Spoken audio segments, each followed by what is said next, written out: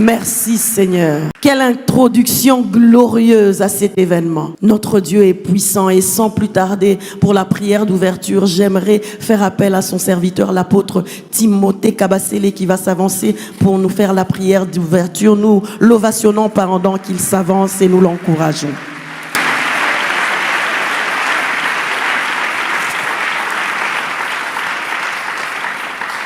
Nous allons prier. Seigneur notre Père, notre Dieu, le Dieu de la Bible, le Dieu d'Abraham, d'Isaac et de Jacob, tu as été avec nous pendant tous les préparatifs. Nous voici au jour où plusieurs vies, plusieurs ministères vont être impactés, vont être affectés positivement. Nous te prions de rester au centre de tout, de te glorifier, d'amener plusieurs vers l'ascension. Nous te prions, Seigneur Dieu, de bénir les bons déroulements de ces assises, de bénir les panélistes, de les assister, de mettre dans leur bouche les mots qu'il faut pour impacter comme il se doit l'assistance. Que l'orateur principal aussi, Seigneur Dieu, soit porté sous tes ailes et que ces moments soient des moments bénis, des moments inoubliables, des moments mémorables. Que la grâce, que les grâces se multiplient et que les grâces atteignent leur cible ce matin dans le nom de Jésus-Christ. Amen. Je m'attendais à entendre un homme de Dieu, une servante applaudir pour le Seigneur, le Dieu de gloire.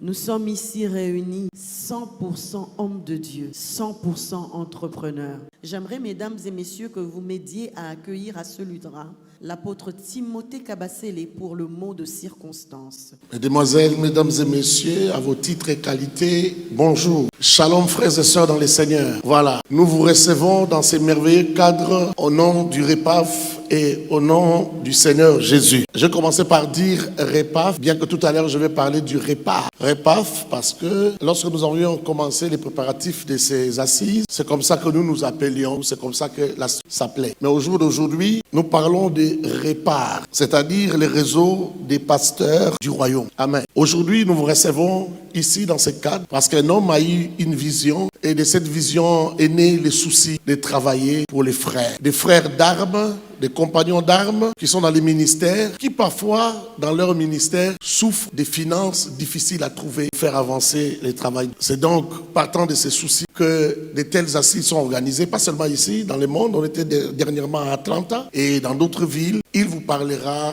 il expliquera et vous sortirez d'ici impactés, affectés par cette vision. Que Dieu vous bénisse abondamment. Mesdames et messieurs, à présent, j'aimerais que vous tourniez vos regards vers l'écran devant vous pour pouvoir regarder une petite capsule de présentation. Excellent visionnement à vous. Sous vos ovations, mesdames, mesdemoiselles et messieurs, veuillez accueillir le docteur Jean-Clément Diambilaye.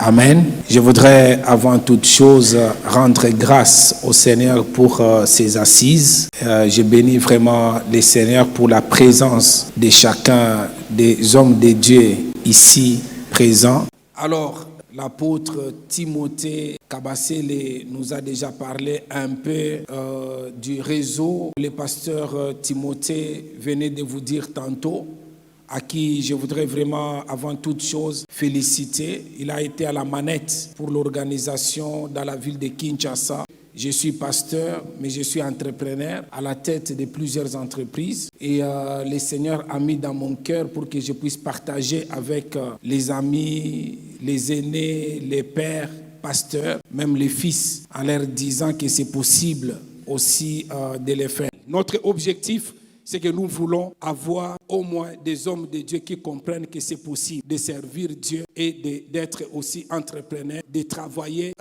aussi de faire même la politique. Donc je suis venu pour vous dire que c'est possible que nous puissions faire des grandes choses ensemble. Et je vais être un peu plus pratique dans la deuxième partie. Je ne voudrais pas abuser de votre temps. Que Dieu vous bénisse abondamment. Alors maintenant, nous allons passer au panel. Les panels seront des temps d'échange très importants. Je demanderai à tous d'être vraiment attentifs. Nous aurons donc aujourd'hui 3 panels différents. Le premier sera le panel institutionnel, le second, le panel du secteur privé et le troisième, le panel du secteur libéral. Je donne donc la parole au docteur Jean-Clément qui va reprendre la main à partir de maintenant pour diriger ce panel. Merci. Ici, avec nous, nous avons des hommes de Dieu qui ont servi ou qui servent comme des Daniel au palais ou encore dans les pays. Et je voudrais ici donner la parole à chacun d'eux. Merci beaucoup, apôtre. Je suis d'abord heureux, reconnaissant de m'avoir invité, associé à cette grande réunion. Dans la Bible, nous trouvons que il y a des principes même pour émerger dans les secteurs financiers et dans les autres secteurs. Parmi ces principes-là, il y a le principe de propriété et le principe de l'intendance. Dieu est le propriétaire de toutes choses. C'est à lui qu'appartient toutes choses et l'homme est un intendant. Alors, si Dieu, qui est le propriétaire de toutes choses, m'appelle comme un intendant pour gérer un aspect de ce qu'il me confie, il est demandé aux intendants d'être fidèles, d'être trouvés fidèles dans ce qu'on leur a confié. Je prie que chacun de nous sache qu'il est un intendant de Dieu.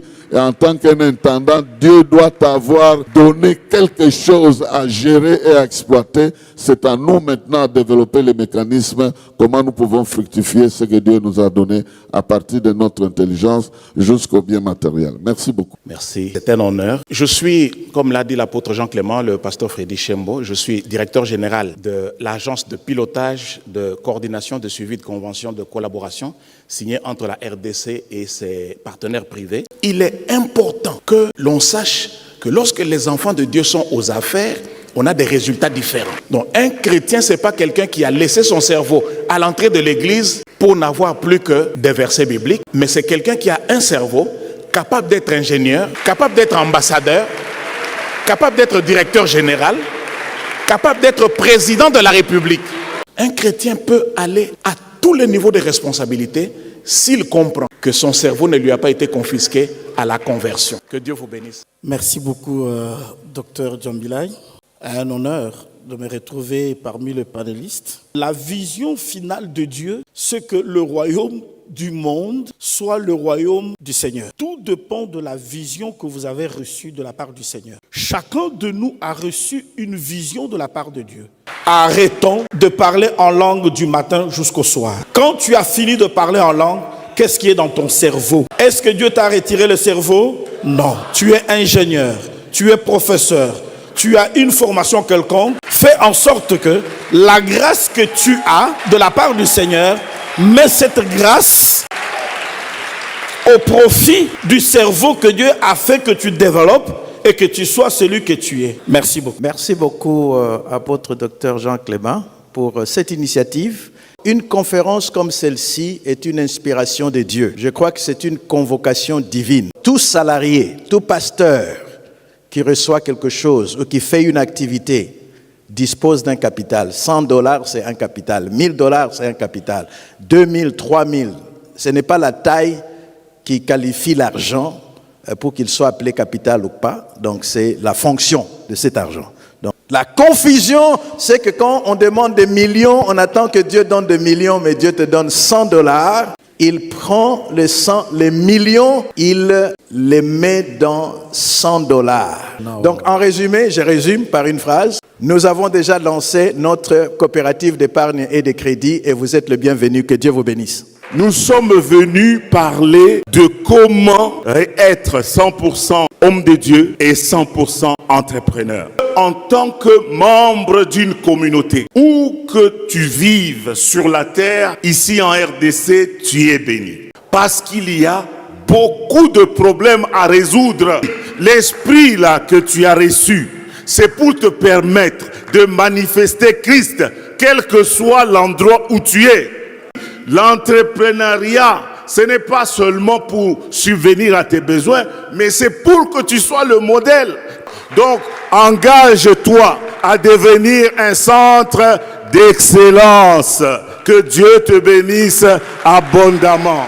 Je fais trois choses différentes. Je suis pasteur, je parle aux hommes d'affaires, je suis travailleur, mais je suis aussi homme d'affaires, c'est-à-dire je suis consultant. Nous avons trop prêché, et surtout on a trop prêché l'amour. On est rempli de l'amour de Dieu. On sait que Dieu nous aime. Il y a la question n'est plus aujourd'hui à savoir si Dieu nous aime ou il nous aime pas. La question, c'est est-ce que Dieu nous fait encore confiance? L'amour, c'est donne. La confiance, c'est mérite. Dieu ne fait pas confiance aux paresseux. Que Qu'est-ce qu'il donne aux gens qui prient? Il leur donne la vie. Mais qu'est-ce qu'il donne aux gens à qui il fait confiance? Il leur donne les ressources. Je m'arrête par là. Merci. Je rends grâce à Dieu. Alors, je vais sans plus tarder partager mon expérience. Ce que tu n'obtiens pas par l'onction, bats-toi pour l'obtenir par l'intelligence. Parce que la plupart des choses que tu veux obtenir par la prière, tes congénères, tes amis, les obtiennent sans prière. Laisse la prière te donner ce que les autres ne peuvent pas avoir. Obtiens par le savoir, par la discipline et par l'intelligence ce que tout le monde peut avoir. Si tes genoux ne te donnent pas ce que tu cherches, ton cerveau peut le donner. Je suis pleinement serviteur de Dieu dans l'auditoire. Je suis pleinement serviteur de Dieu en train de former des cadres d'entreprise. Et voilà mon apôtre, ce que je pourrais dire. Merci beaucoup, apôtre. Alors, nous avons le projet de faire voyager quelques pasteurs pour la Turquie. C'est en Turquie que se trouvent les 7 églises de l'Asie mineure. Éphèse, Corinthe, Philadelphie, toutes les autres églises. Et il est intéressant que des pasteurs aillent palper du doigt ce que nous lisons dans la Bible. Donc, nous vous annonçons, nous vous l'annonçons de manière lapidaire, mais nous pourrons faire suivre des autres informations plus tard. Nous allons organiser ces voyages-là. Nous vous donnerons les conditions pour faire partie du voyage. Mais sachez déjà que les visas et certaines autres choses seront prises en charge par REPAF. Voilà. Que Dieu vous bénisse. Ça fait maintenant bientôt 2 ou 3 ans que le REPAF était né à Lubumbashi. Parmi les œuvres qui ont été réalisées, c'est que premièrement, elle a soutenu beaucoup de pasteurs dans leur social. Donc la deuxième chose que je pourrais aussi dire, c'est qu'il y a eu aussi toujours dans le même volet social, il y a eu aussi la distribution des tôles. On a aussi assisté beaucoup d'églises qui étaient en difficulté dans leur structure. Nous avons aussi entrepris dans le cadre de la coopérative d'épargne, mais le premier pas que nous avons fait, c'était de créer une ristourne. Et pour l'instant, nous sommes en train aussi de préparer une formation et un accompagnement dans la sous-traitance. Voilà un peu de manière succincte le gros de ce que le REPAF a accompli. J'ai dit, je vous remercie.